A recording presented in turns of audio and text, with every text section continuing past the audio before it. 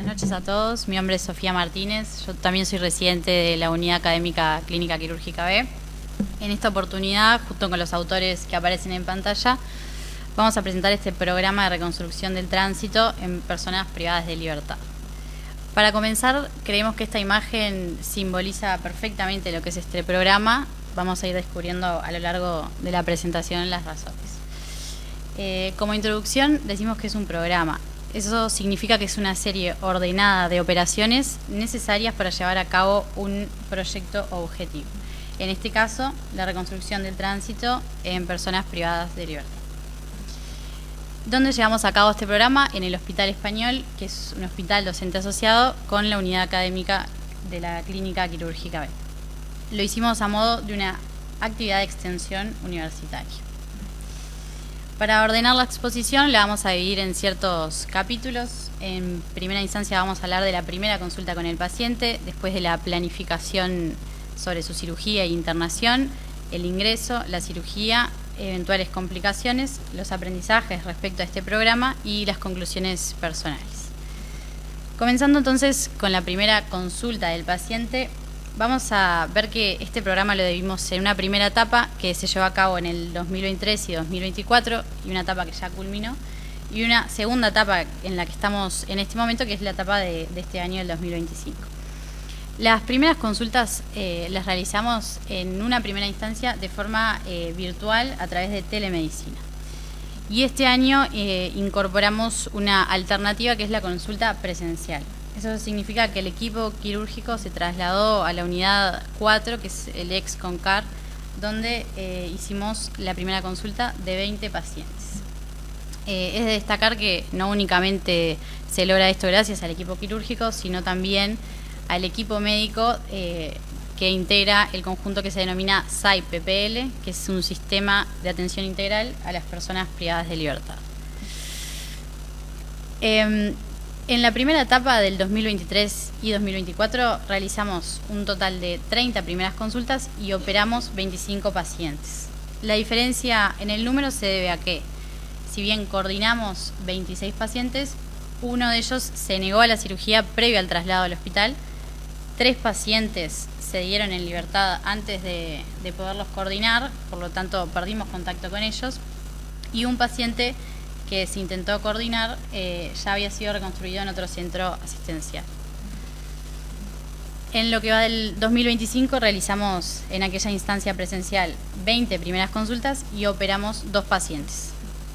Se coordinaron 6 pacientes, 2 operados, 3 coordinados para la próxima semana, y uno de los pacientes no ingresó debido a que estaba ingresado en otro centro por otro motivo de consulta.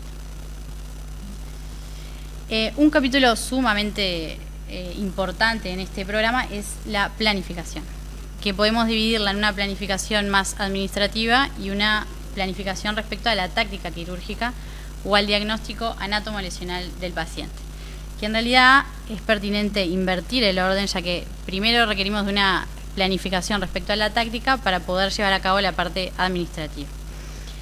Eso significa que en función del diagnóstico anatomolesional del paciente y la táctica que planteamos, va a ser que vamos a organizar el ingreso del paciente al centro hospitalario y por tanto su traslado, los custodios pertinentes, etc. Creemos que la planificación de este programa se puede sintetizar en esa imagen de puzzle, ya que muchas veces no contamos con el detalle de cada uno de los pacientes, sino que hay que ir armando su historia clínica a través de descripciones operatorias, que muchas veces eran excelentes y detalladas, pero otras veces eran breves, e incluso en una de las oportunidades no contamos con descripción operatoria. También, según las imágenes previas, las tomografías, o en algunos casos endoscopías completas o rectoscopías. En base a la presencia o ausencia de estos determinados estudios preoperatorios, es que podíamos planificar el ingreso y esa planificación administrativa. Respecto al ingreso, nuestra postura fue cambiando a lo largo del programa porque en un primer momento coordinábamos al paciente para ingresar el mismo día de la cirugía, luego por atrasos en el sistema de las custodias, en el traslado, en la orden del juez, decidimos que al menos el paciente debía estar en nuestra institución el día previo a la cirugía, agregando días previos si necesitáramos endoscopías o tomografías, dependiendo de cada caso. Si pasamos a la parte quirúrgica del programa, vamos a ver que en la primera etapa de 2023 y 2024, como ya dijimos, teníamos un total de 30 pacientes en lista de espera, 26 fueron coordinados y 25 pacientes fueron operados y reconstruidos. En el 2025, 20 pacientes en lista de espera, 6 pacientes coordinados, por lo que ya les comenté, 2 que fueron operados, 3 que vamos a operar la semana que viene y un paciente que estaba ingresado en otro centro. Si vamos al diagnóstico anatomolesional previo a nuestra reconstrucción del tránsito, vamos a dividir a los pacientes en pacientes portadores de un estoma terminal y pacientes portadores de un estoma lateral o en caño-escopeta. Dentro de los pacientes con estoma terminal, en la primera etapa del programa vimos un paciente con una ileostomía terminal y 10 pacientes que habían sido operados a través de un procedimiento de Arman. Y dentro de los pacientes con estomas laterales teníamos colostomía sigmoidea nasa en 5 pacientes, colostomía transversa nasa en 1 de los pacientes, colostomía en caño-escopeta en 10 pacientes y una iliocolostomía en caño-escopeta en 3 pacientes, lo que nos da ese total de 30 pacientes en lista de espera a ser operados. Si vamos al año 2025, del diagnóstico anatomolesional, tenemos dentro de los estomas terminales 2 pacientes con ileostomía terminal y 5 con el procedimiento de Arman. Y pasando a los estomas laterales, 10 pacientes con colostomía sigmoidea nasa, ningún paciente con colostomía transversa nasa, 2 pacientes con colostomía en caño-escopeta y 1 con una iliocolostomía en caño-escopeta, un total de 20 pacientes.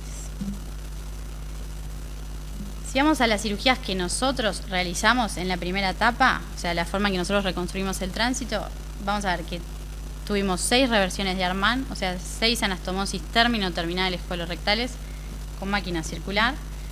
Y respecto a los estomas laterales, 17 anastomosis terminales manuales colocólicas, una terminolateral manual iliocólica, una laterolateral manual iliocólica y una terminolateral mecánica con máquina circular colocólica. De esta segunda etapa del 2025 vamos los 2 pacientes operados y los 2 fueron anastomosis terminales manuales colocólicas. Entonces, ¿qué pasa con las cirugías que realizamos que no representan estos números la complejidad de estas intervenciones? ¿Por qué? Porque son pacientes complejos. ¿Qué vuelve a estos pacientes complejos? Son abdómenes hostiles, con múltiples laparotomías, con eventraciones, pacientes que estuvieron en vacuum, en revacuum y que cerraron por segunda intención, pacientes con cabos sepultados, ya sea cabos subperitoneales o incluso un paciente del programa con una estenosis anal, y pacientes con múltiples adherencias intraperitoneales. Entonces, para ir viendo los pacientes que participaron del programa, se les voy a pasar a mostrar pacientes multiabordados, algunos incluso con varios estomas, colostomías laterales, colostomías con eventraciones paracolostómicas, colostomías en relación a grandes debilidades parietales, abdómenes cerrados por vacuum o por segunda intención. Este, por ejemplo, es uno de los pacientes que queremos comentarles. Es un paciente con un procedimiento de Arman con una colostomía terminal en una eventración. No solo eso, sino que también el paciente tenía una estenosis anal. En este caso particular, lo que definimos fue hacer una cirugía en 3 tiempos. En primer lugar, realizar una anoplastia. En segundo lugar, encargarnos de la reconstrucción propiamente dicha. Y en tercer lugar, de la reparación parietal. Esta era la inspección anoperineal, donde vemos un ano puntiforme que ni siquiera era permeable al pasaje de un dedo. De la cirugía hicimos un colgajo de avance. El paciente evolucionó bien, permeable a un dedo el ano. Y en un segundo tiempo, como les comentaba, decidimos hacer la reconstrucción del tránsito propiamente dicho. Por tanto, el paciente que en un inicio era su abdomen, en el tercer tiempo se resolvió su debilidad parietal y se hizo la ventroplastia. Decíamos abdómenes hostiles porque si bien nosotros vemos en la inspección abdómenes que impresionan hostiles, no nos damos cuenta qué tan hostiles son hasta que estamos en la exploración laparoscópica, Como vemos acá, múltiples adherencias, el intestino delgado y el colon adherido al peritoneo parietal anterior. Adherencias infinitas, algunas laxas, algunas más firmes, que siempre intentamos liberar de forma atraumática. Acá por un ejemplo.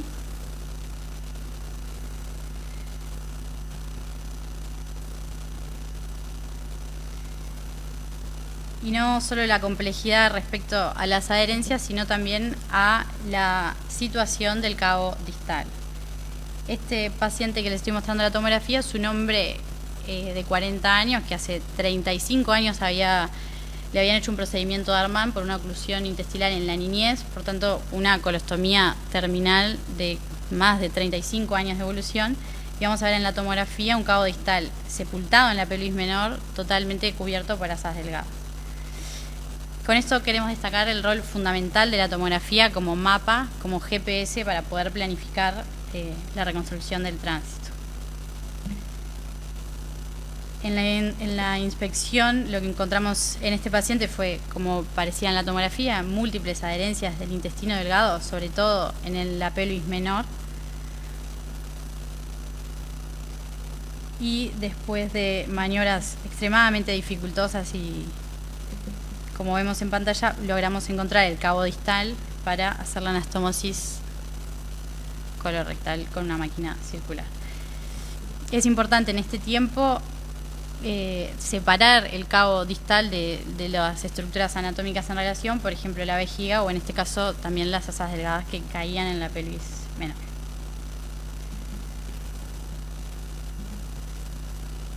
Entonces, queremos destacar que el 100% de los pacientes operados fueron reconstruidos.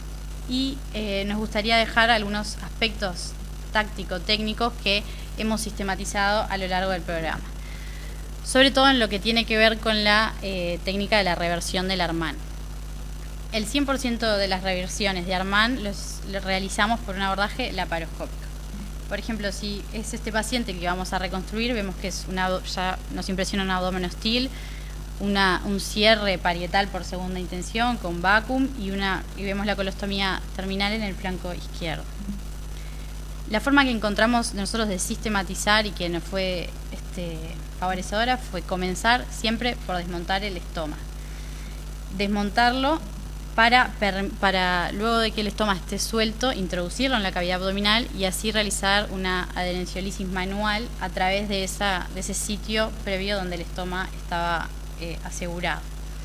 Luego de realizar esa adherenciolisis manual lo más extensa posible, bajo visión a través de esa incisión en piel ya realizada, colocábamos el trocar para la videocámara, que intentábamos siempre sea en una topografía en respecto a la línea media.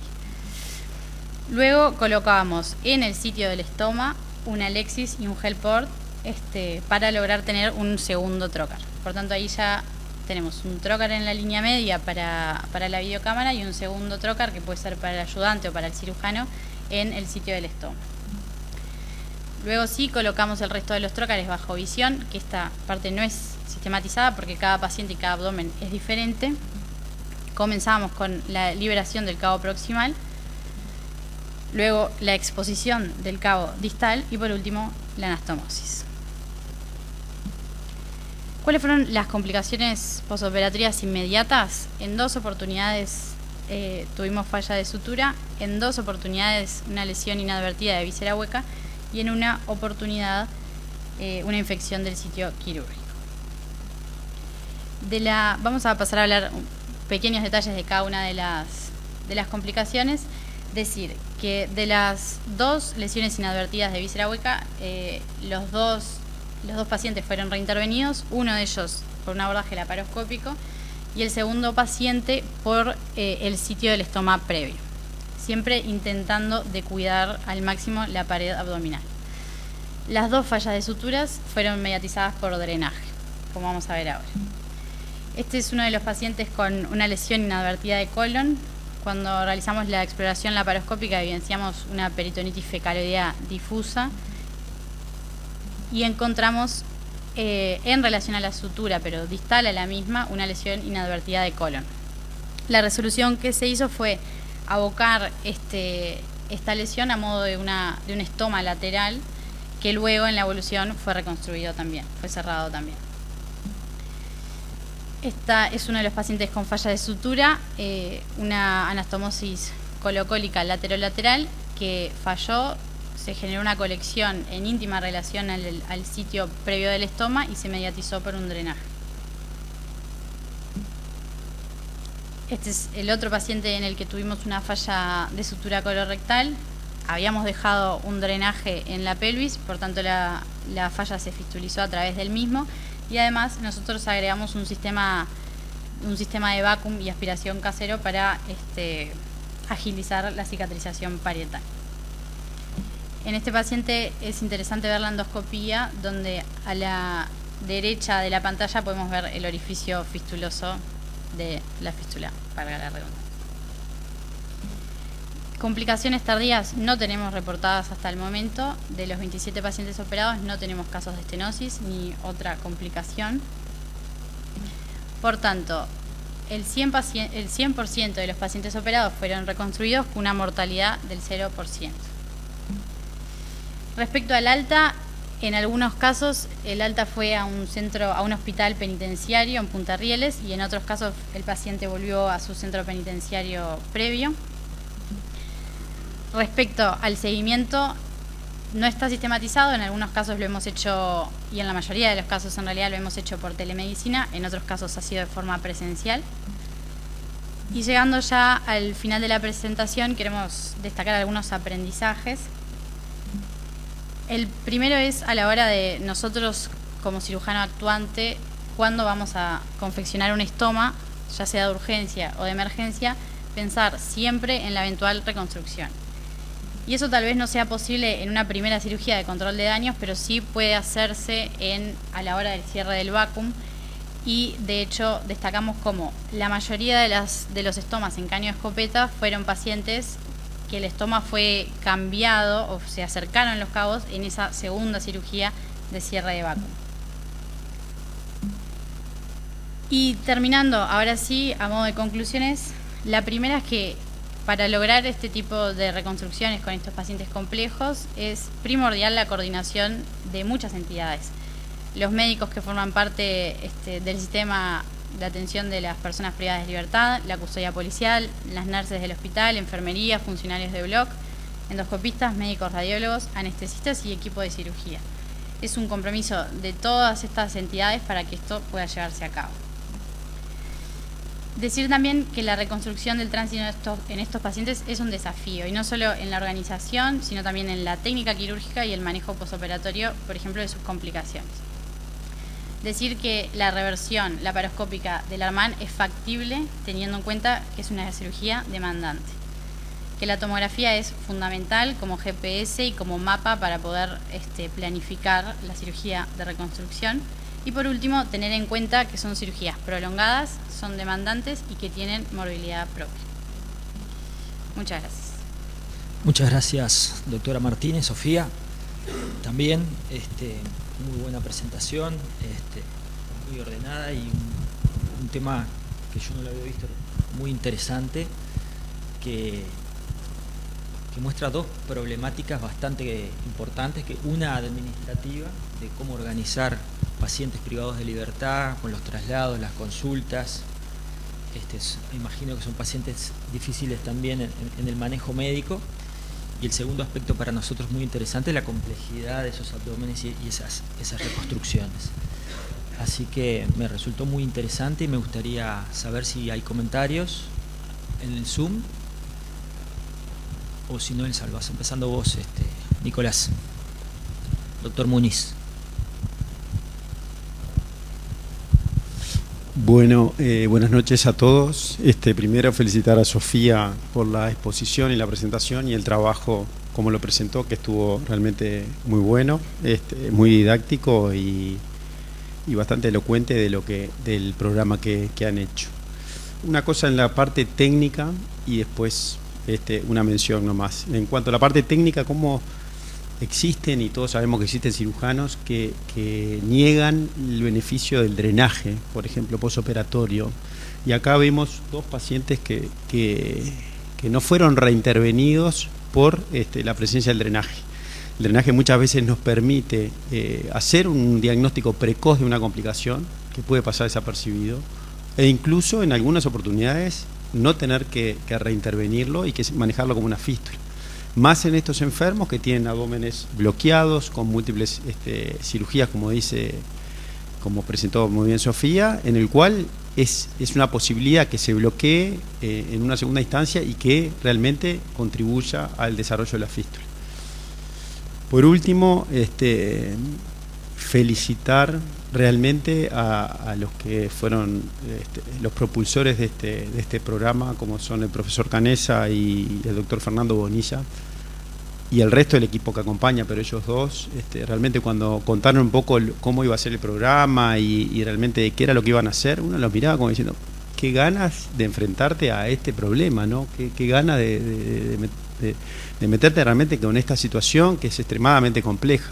Yo veía 2 enfermos o 3 enfermos que quedaron fuera de la reconstrucción porque quedaron en libertad. Y entonces uno diría, qué suerte que quedaron en libertad realmente por el paciente, pero qué lástima, porque seguramente no estén reconstruidos. Lo más probable es que esos enfermos no estén reconstruidos, y muchas veces si uno le llega a un enfermo de estos, ya sea en el hospital o en una mutualista, muchos lo miremos y digamos, no es quirúrgico, no es para reconstruirte, colostomías de 35 años, con esos abdómenes como mostró, con esos cierres por segunda, y es probable de que muchos de estos, si no estaban en este programa, no estaban reconstruidos. La última consideración es mostrar lo que fueron 100% de abordaje laparoscópico. Lo felicito realmente por tener esa iniciativa y darle la posibilidad al enfermo realmente.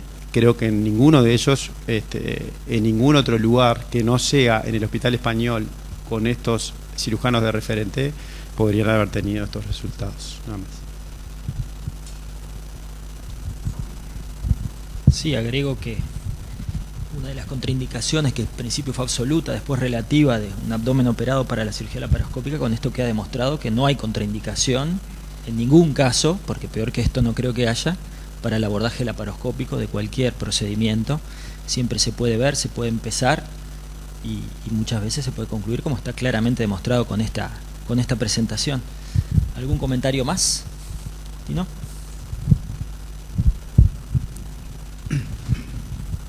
Bueno, primero, sumarme a las felicitaciones por la claridad de la exposición, lo bien presentado del trabajo.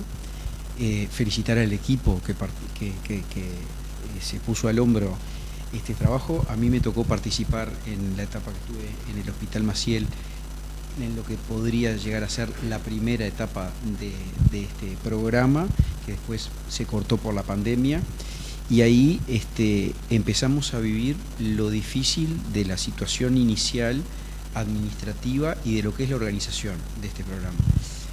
En aquella instancia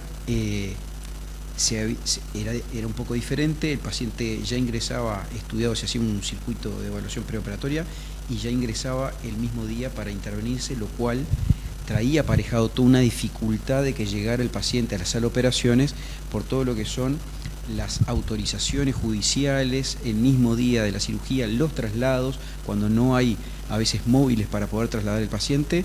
Entonces quedaba parada la coordinación o se perdía la coordinación porque el paciente no llegaba o llegaba una hora, a veces que no era posible comenzar la cirugía.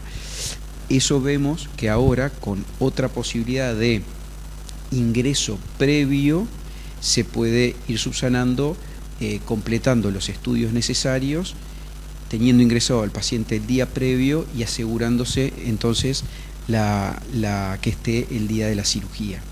Esto lleva un proceso no solo de organización, que es brutal, es muy importante. Ese mecanismo, esos engranajes son fundamentales de toda la gente que participa en el programa, médicos y no médicos. El paciente privado de libertad con un estoma es un enorme problema. Es un problema sanitario, es un problema para el paciente, es un problema para el resto de la población carcelaria. El paciente con estoma es un problema cuando está en las mejores condiciones en su domicilio. Imagínense lo que es en un paciente sin condiciones de higiene, con una bolsa de la tienda inglesa, no quiero hacer publicidad, pero pegada con leucos, un trapo en una colostomía. Es decir, es un enorme problema poder restablecerle el tránsito intestinal a un paciente de estos, es capital. Yo me sumo a lo que dijo Nicolás, en lo que hablábamos en la discusión en el servicio cuando empezamos a ver y a trabajar sobre la presentación y a ver el trabajo de Sofía. ¿Cuántos en ese paciente con un estoma en la mitad de una mediana, con una enorme ventración, lo podemos llegar a ver y decimos, usted no tiene indicación, o siga, o vaya a ver si otro... Es decir, lo vemos de lejos y no dan ganas, es la realidad. Entonces, de eso a decir que se pudieron restablecer o hacer las reversiones de los Arman en el 100% y por vía laparoscópica, es un resultado muy alentador.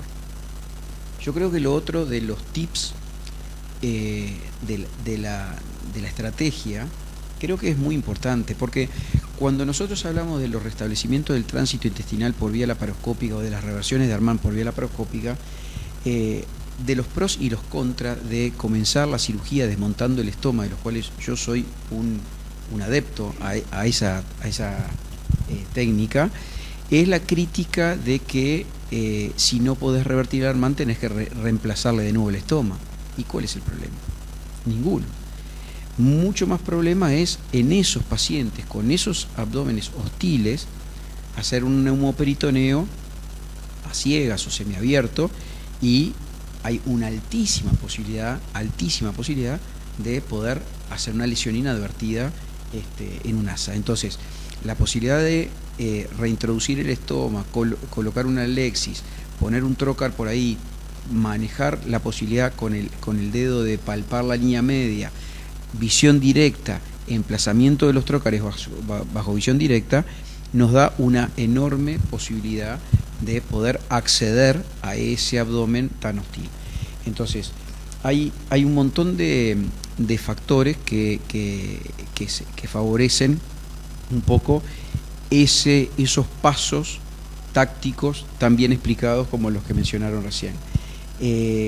Por último, mencionar que también en estos pacientes que prácticamente todos tienen patología parietal asociada, y yo lo decía medio en broma, cuando yo encaraba para el grado 2, íbamos a encarar a varios hospitales, y cuando íbamos al Hospital Pasteur, porque nosotros en el clínica no teníamos tantos heridos, muy pocos heridos, y en el Hospital Pasteur le decíamos la doble Pasteur.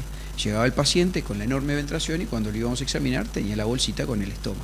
Eran estos pacientes que ahora los vemos prácticamente en todos lados, con ventraciones cubiertas por piel, simplemente eran evisceraciones contenidas, y el estoma, y eran un enorme problema para resolución terapéutica en aquel momento. Lo siguen siendo, y por suerte la evolución de la cirugía nos ha permitido llegar a este tipo de resoluciones mínimamente mórbidas, con abordajes mínimamente invasivos, porque hay un beneficio enorme, dejando para un segundo tiempo exclusivamente la reparación parietal, que es un enorme desafío y otra enorme cirugía, de muchas veces de varias horas para poder hacer una correcta reparación, pero ya resuelto el problema del tránsito intestinal. Así que vuelvo a felicitarlos por el programa, por la organización del programa, por la metodología del programa y por los resultados obtenidos. Gracias, Justino. No sé si alguien quiere hacer algún comentario más. ¿Si hay algún comentario del Zoom? ¿No? Bien, ¿algún comentario? Bueno, entonces damos por finalizada. Muy buenas presentaciones, les agradezco y terminamos.